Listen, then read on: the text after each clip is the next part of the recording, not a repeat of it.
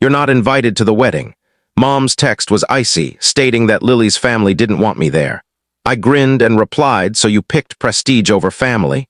Then I canceled everything, including their venue deposit. They had no clue what was coming next. "You're not invited to the wedding," Mom texted. "Lily's family doesn't want you there, that was all." No apology, no let's talk it out. Just stark words on a screen. I read it 3 times. My thumb lingered over the phone as my coffee grew cold nearby. "So you picked prestige over family?" I sent back, no smiley face, no humor, just the raw truth. Then without hesitation, I opened my laptop, accessed the wedding planner account, and voided the venue deposit.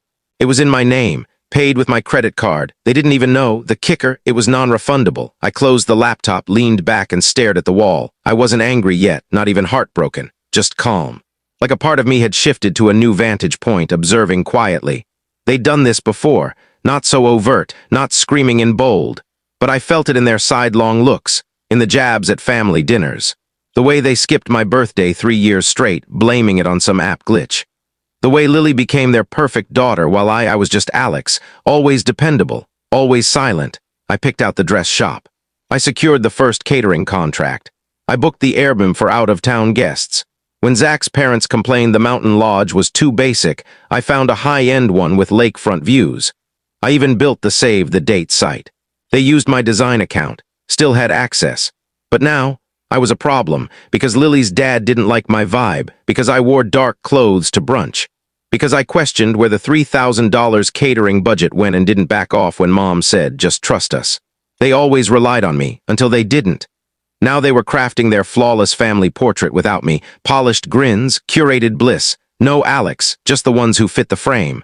I took a deep breath and opened our shared folder. Lily and Zach's wedding plans. Clicked through the images, agreements, vendor timelines, then I erased every file I'd uploaded. All 63 of them. I renamed the folder. Figure it out without me. I didn't notify anyone. Didn't give a heads up. Let them discover it when they try to confirm the florist. Let them panic when the photographer doesn't arrive. Let them wonder when the venue sends an email. Regrettably, this booking was canceled by the account holder. They thought I'd stay quiet, smile, take it, like always, but this wasn't about a wedding. This was the final fracture in something decaying for years. This was them handing me a blade and expecting me not to sever the cord. They wanted me out, wish fulfilled. They just didn't know I'd take everything with me when I left, and I was only beginning. If you asked them, I was always the dramatic one, the one who overreacted, who read too much into things. But let me take you back to how I became that person. Rewind 6 months. It was a Friday evening. Lily called, sobbing. Zach had lost his job. Their downtown apartment was 3 months behind on rent. They'd tried negotiating with the landlord, but he demanded payment, all of it, or he'd file for eviction by Monday. I didn't think twice. I wired $3,800 from my savings and told her to reach out if she needed more. That was the 3rd time that year I'd bilaid them out. The first was when Dad mistakenly overdrew his retirement account and needed $5,000 to dodge penalties. The second, when Mom forgot Lily's bachelorette Airbnb was on my card and let the group wreck the place. I kept records. I saved screenshots. Not because I planned to use them, because I needed proof I wasn't losing my mind. That I wasn't imagining the slow drain of my money, time, and energy into a family that treated me like their personal ATM. But it wasn't just the cash. It was how they acted after I helped, like I was a servant, a behind-the-scenes worker. Dad once quipped, while I was repairing his roof in a storm, that I should be a stay-at-home husband since I wasn't cut out to be the provider. Everyone laughed, even Lily. Mom said I was too emotional when I brought it up later, said he was just traditional. That man once locked me out for coming home with eyeliner in high school, but sure, maybe I was too emotional. When Lily got engaged, she told me over a video call while Mom and Dad sat behind her cheering. They'd helped plan the proposal with Zach. Even went ring shopping. Me, I found out through a screen. I should have seen the signs. But part of me still believed if I did enough, they'd finally value me. I paid for the engagement photos. $600, built the wedding website, designed custom invites. Covered the venue deposit because Mom's card was glitchy. I was constructing their dream piece by piece while they tossed me scraps and called me a team player.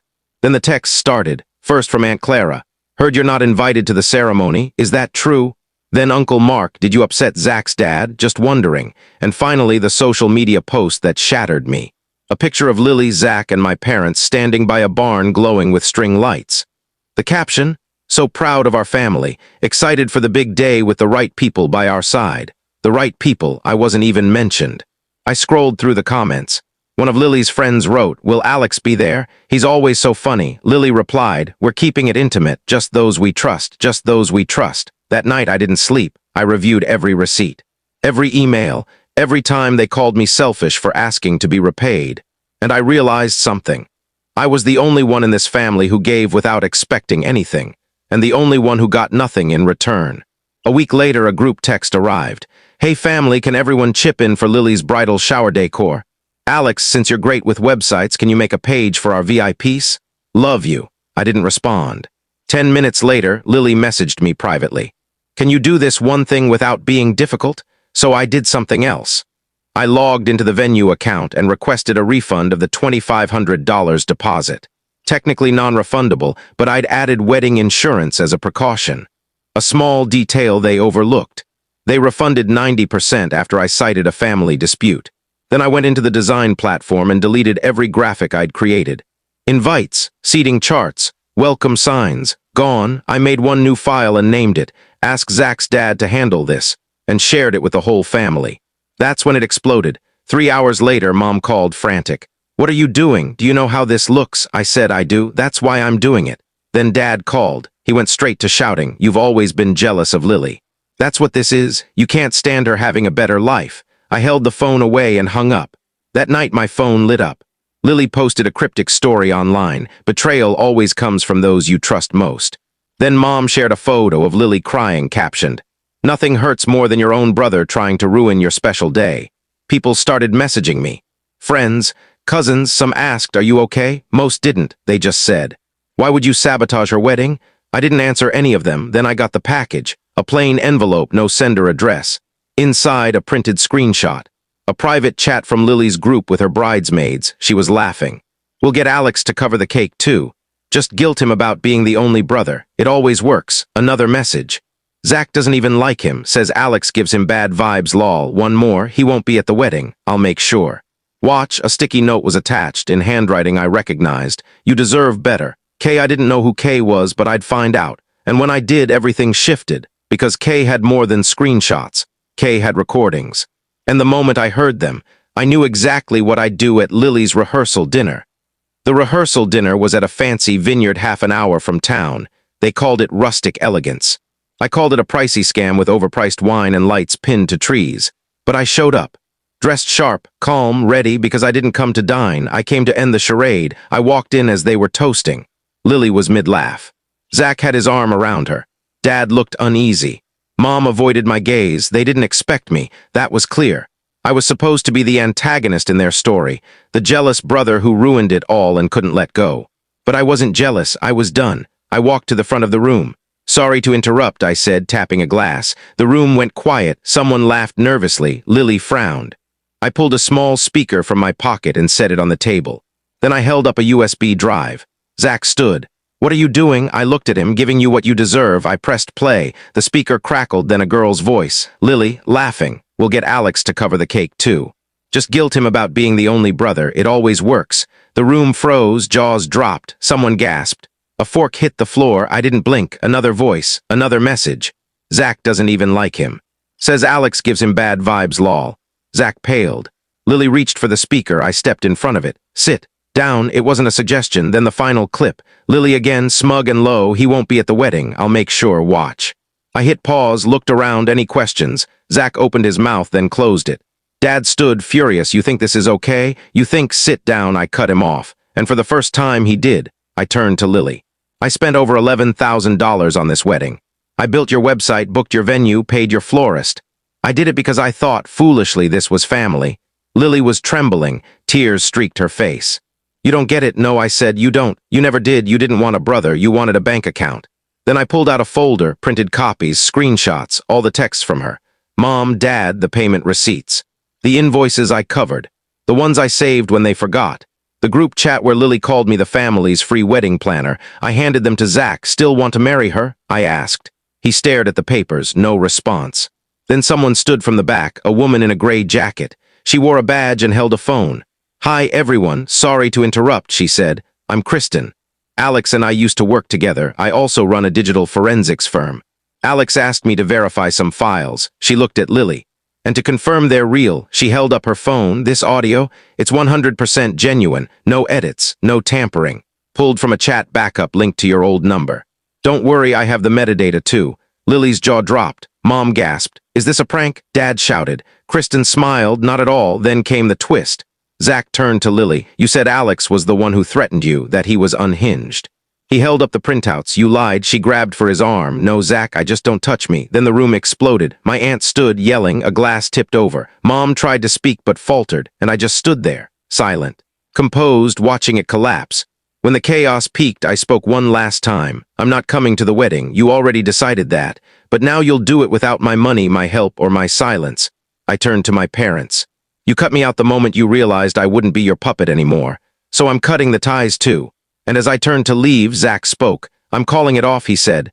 Loud, firm, Lily screamed, a piercing sound that sliced the air. "You can't do this." "Oh," I said. He just did. Then I walked out, no dramatic exit, no cinematic moment, just the sound of their world crumbling behind me. I didn't drive home after the rehearsal. I took a side road. North. Quiet somewhere with no cell service. A month earlier, I'd leased a small cabin in a remote corner of the state. Population 600, one diner, one gas station. No one knew me there, that's why I picked it. I paid 6 months up front. No forwarding address, no digital trail, just peace. The first 3 days, I kept my phone off. No emails, no contact. I sat on the porch with a thermos of coffee and listened to birds squabble over land they'd never truly claim. I didn't feel victorious. I felt free. No more knots in my shoulders, no more guilt, no one asking for loans, no one pretending to care just to get a wire transfer. On day 4, I went into town and enrolled in something I'd been too ashamed to pursue before. An archival preservation course at the local college. History, old newspapers, lost letters. Finally, I was surrounded by things that told the truth. No facades here, no manipulation, no debts owed. I volunteered at the county museum, cataloged photos from the 1950s, repaired an old microfilm reader. And for once, I didn't care if no one noticed, because it was mine, truly mine. The messages started a week later, old email account linked to my backup phone. I ignored the first few. The subject lines told me enough. "Can we talk? You went too far. We're still family." Then came the blocked calls, dozens. I kept the phone off. They weren't seeking peace. They wanted to regain control. What scared them wasn't the evidence. It was my silence.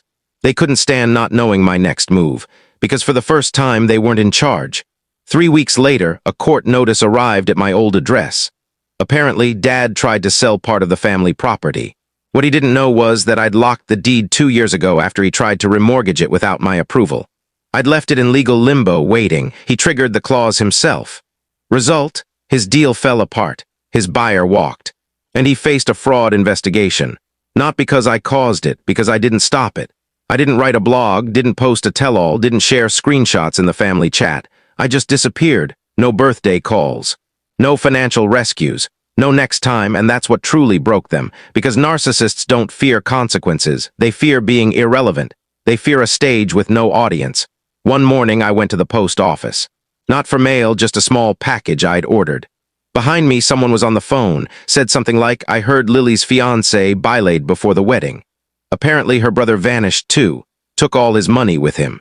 I didn't turn around, I never made a statement, never clarified, I simply became unreachable. No address, no number, no access. They thought silence was weakness. They didn't realize it was a choice, a quiet, precise goodbye. Not with words, but with absence. The kind that can't be twisted, the kind that forces people to face what they've done. They can't guilt me anymore. They can't call when the rent's overdue or the card's maxed. They can't act like we're fine when they need another favor. Because there is no we, there's just them. And a mailbox that says, "Message not delivered." You know what's strange? When you finally walk away from people who built their lives on your back, they don't collapse right away. They just stand there, stunned. Like someone muted the world and they can't find the sound. That's what happened. After it all burned. After the rehearsal. After the calls. After the silence. They still thought I'd return because I always did. But this time, I didn't. I changed my number, not just a new SIM, a new provider, new country code, no forwarding. No auto response, just nothing. I closed the joint account Dad used for emergencies, rerouted my bank statements to a secure digital vault, updated my medical proxy, removed all family names. I even changed the emergency contact on my license. From Mom to no one. They don't know where I live, they don't know where I work, they don't know if I'm in the state, the country, or even alive. And that destroys them. A month ago I went back. Just once, not to the house, not to the vineyard. I drove by the wedding venue. The one I canceled, it was deserted, empty. A for-lease sign hung lopsided on the gate. A wilted bouquet lay crushed in the dirt. It felt fitting. I rolled down the window. The air smelled of rain and regret. Before I left, I did one thing. I walked to the mailbox by the entrance, slipped in a small envelope. No return address. Inside, a printout of the last invoice I paid for the wedding. And a note stuck on top. It read, "Thanks for nothing." I stopped checking the old email, but sometimes I log in just to see the flood. One unread message was titled, "Please talk to us." I didn't open it. Another, "We don't know you anymore." That one made me smile because they're finally right. I'm not the guy who paid their bills at 3 a.m. I'm not the emergency contact. I'm not the wedding planner, the free therapist, the invisible brother, or the guilt-tripped son. I'm just a guy with a new life now, one they can't touch, can't tarnish, can't rewrite. I got a new mailbox last week. Metal, secure, lockable. One of those drop boxes that doesn't let anything out once it's in. The technician asked what name I wanted engraved. I said, "No name, just a message." So now on a small brass plate below the keyhole it reads, "This box does not accept apologies." And the silence I hear every day now, it's not loneliness, it's peace.